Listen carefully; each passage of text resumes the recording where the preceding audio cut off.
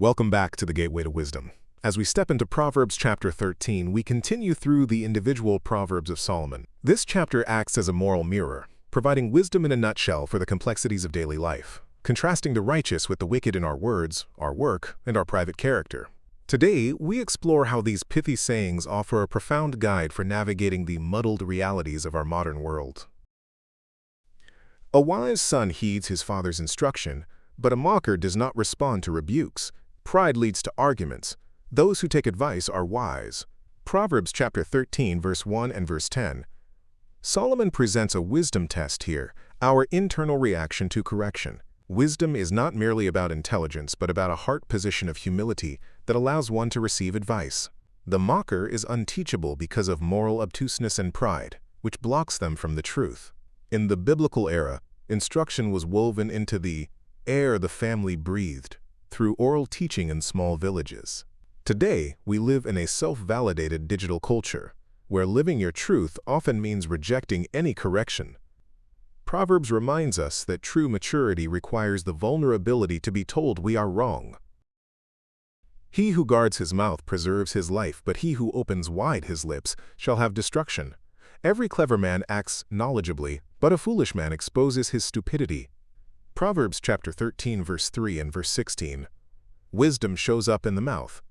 Solomon introduces the act-consequence connection for speech. Our words have an output or fruit that we eventually have to eat. Precision and restraint are marks of wisdom, while opening wide the lips invites sudden ruin. In the ancient marketplace, a man's word was his legal bond.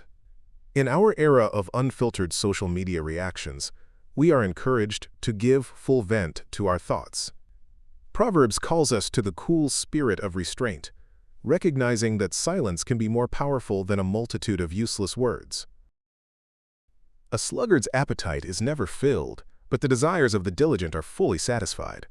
Dishonest wealth will dwindle, but what is earned through hard work will be multiplied. Proverbs chapter 13, verse 4 and verse 11.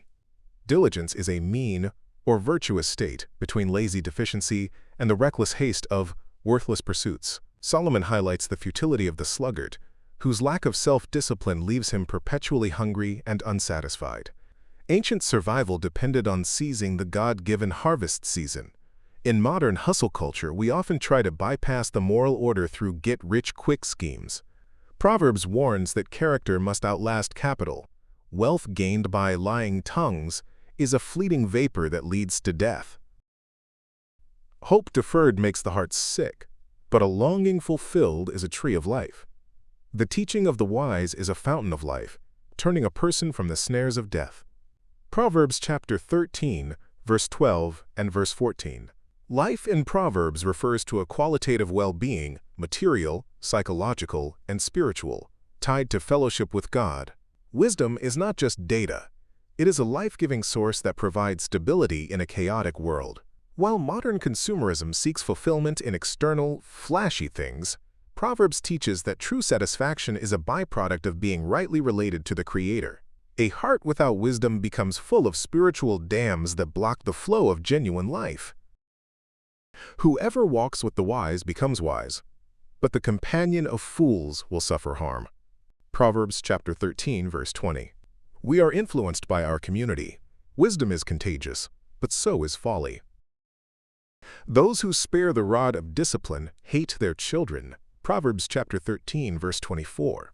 Solomon views parental discipline not as a mindless affair of thrashing, but as a thoughtful act of love designed to instill the self-control necessary for a successful life.